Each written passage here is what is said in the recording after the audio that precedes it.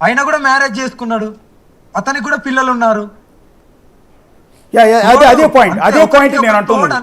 కాదండి, ఇప్పుడు మీరు చెప్పిన పేరుల్లో ఉన్న వాళ్ళంతా కూడా, నేను మళ్ళీ మీరు బాధపడకూడదు, వాళ్ళంతా మగవాళ్ళు, వాళ్ళు పిల్లలు, వాళ్ళ వల్ల పిల్లలు పుట్టే అవకాశం ఉంది కాబట్టి పెళ్లి చేసుకున్నారంటే అర్థం ఉంది. ఇప్పుడు మిమ్మల్ని పెళ్లి చేసుకోవటం వల్ల అమ్మాయి ఏం సుఖపడే అవకాశం లేదు.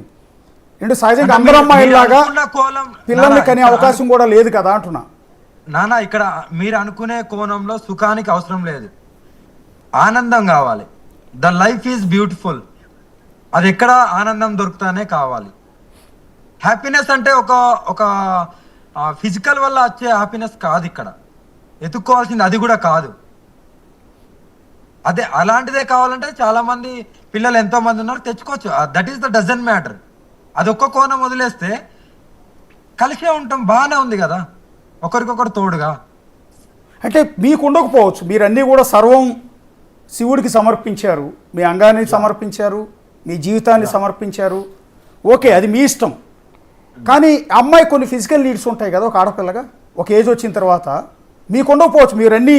మీరు ఆ డెసిషన్ తీసుకున్నారు, మీ జీవితాన్ని అర్పించేశారు. అమ్మాయి కూడా అర్పిస్తా అని మాట ఇచ్చింది కాబట్టి, అన్నిటికీ ఆమె కట్టుబడి ఉన్నది కాబట్టి.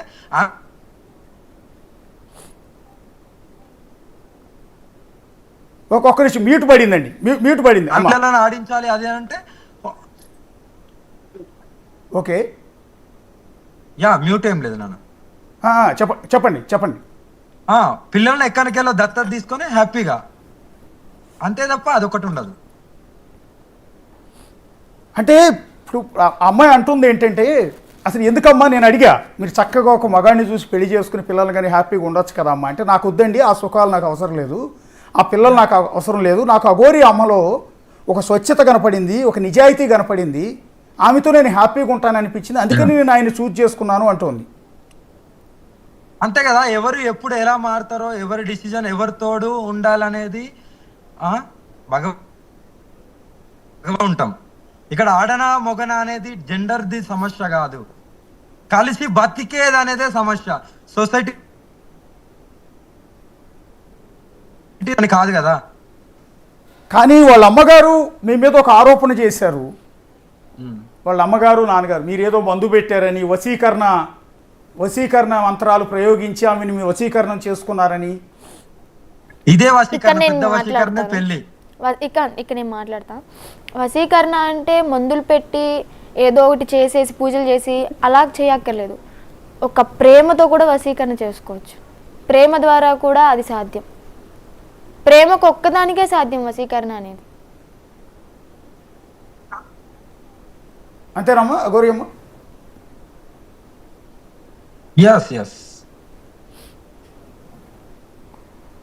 ఇప్పుడు మీరు పెళ్లి చేసుకున్నారు, ఇది లీగలైజ్ కాదేమో కదా భారతీయ సాంప్రదాయాల ప్రకారం. గే హక్కుల కోసం కూడా రీసెంట్గా సుప్రీంకోర్టు ఏదో జడ్జిమెంట్ ఇచ్చినట్టుంది. ఆడవాళ్ళు చేసుకోవచ్చు అని ఉంది నాన్న, ఆడవాళ్ళు చేసుకోవచ్చు అని ఎక్కడో ఆర్టికల్స్ ఉన్నాయి చూడండి. ఓకే, మీరు ఇప్పుడు ఆ కోణంలో ఒక మాట, ఎవరో సభ్య సమాజం ఏదో అనుకుంటదని మేము కాదు కదా. సభ్య సమాజం వాళ్ళే ట్రస్ట్ బట్టి ఉన్నారు, వాళ్ళకే తీర్చుకోవడానికి ఒకరికొకరి సుఖాలు పంచుకోలేక దరిద్రంలో బతుకుతున్నారు. అయినా మమ్మల్ని ప్రశ్నించడానికి వాళ్ళెవరు? అంటే మీరు అన్నది కరెక్టే, అది ఎగ్జాక్ట్లీ నేను యాక్సెప్ట్ చేస్తాను. సమాజం గురించి మీరు పట్టించుకోవాల్సిన అవసరం లేదు, ఎందుకంటే మీరు తప్పు చేయట్లేదని భావిస్తున్నారు కాబట్టి సరే ఓకే. కానీ చట్టాలు అని ఉంటాయి, లీగలైజ్ కావాలి కదా. రేపు పొద్దునప్పుడు ఆ అమ్మాయి మీతో పాటు ఉంది, అదే లీగలైజ్డ్, మీకు చట్ట ప్రకారం మీకు హక్కులు ఉండుంటే, మీ భార్య అయి ఉంటే, మీరు మొన్న వాళ్ళ అన్నయ్య వచ్చే విష్ణు అనేవాడు వచ్చి కొట్టి తన్ని తీసుకెళ్ళిపోతుంటే మీరు ఆపగలిగేవాళ్ళు, ప్రొటెక్షన్ ఉండేది కదా మీకు. మొన్న మీకు అమ్మాయిని తన్ని తీసుకెళ్ళిపోతున్నప్పుడు మీరు ఆపగలిగేవాళ్ళు కదా, ఒకవేళ చట్ట ప్రకారం మీకు హక్కు ఉండుంటే. అక్కడ వాళ్ళ తల్లిదండ్రి గురించి ఆలోచించాను, ఓకేనా, వాళ్ళు ఏడుస్తున్నారు కానీ ఆలోచించాను, అదొకటే కోణం. అలా నేను చెప్పాను కూడా, ఒకవేళ మీ తల్లిదండ్రికి చెప్పు, ఒప్పుకోలేకపోతే నీ డిసిజన్ మీదనే ఆధారపడి ఉంటుంది. సో యాజ్ ఆఫ్ నౌ మీ ఆలోచన ఏంటండి? ఇప్పుడు అమ్మాయి మళ్ళీ సేమ్ మంగళగిరి నుంచి వాళ్ళ అమ్మా నాన్న దగ్గర నుంచి, విష్ణు దగ్గర నుంచి ఒక విధంగా చెప్పాలి అంటే తప్పించుకుని ఎక్కడో నా హైదరాబాద్ వచ్చింది, బహుశా మిమ్మల్ని ఎదుర్కొంటూనే వచ్చినట్టుంది. ఏంటి మీ భవిష్యత్తు కార్యాచరణ, ప్లాన్ ఆఫ్ యాక్షన్ ఏంటండి? అదే నన్ను నమ్మి వచ్చింది కాబట్టి 100% ప్రొటెక్షన్ చేస్తాను. మా ఇంటికి కూడా నేను ఇప్పుడైతే అట్లో లేను, నేను ఢిల్లీకి దగ్గరలో ఉన్నాను. ఢిల్లీ నుండి బయలుదేరాను కూడా, ఎప్పుడో ఆగ్రా దాటాను, ఆగ్రా క్రాస్ చేశాను. మా ఇంటికి వెళ్తుంది, మా ఇంట్లో ఉంటుంది. అందులో ఎలాంటి సందేశం లేదు. మా అమ్మ నాన్నకు వాళ్ళకి నేను చెప్పేస్తాను, మా ఇంట్లో ఉంటుంది. నేను వచ్చిన తర్వాత తీసుకెళ్తాను. ఓకే, ఒక్కొక్క నిమిషం అగోరియమ్మ, ఒకసారి మీరు లైన్లో ఉంటే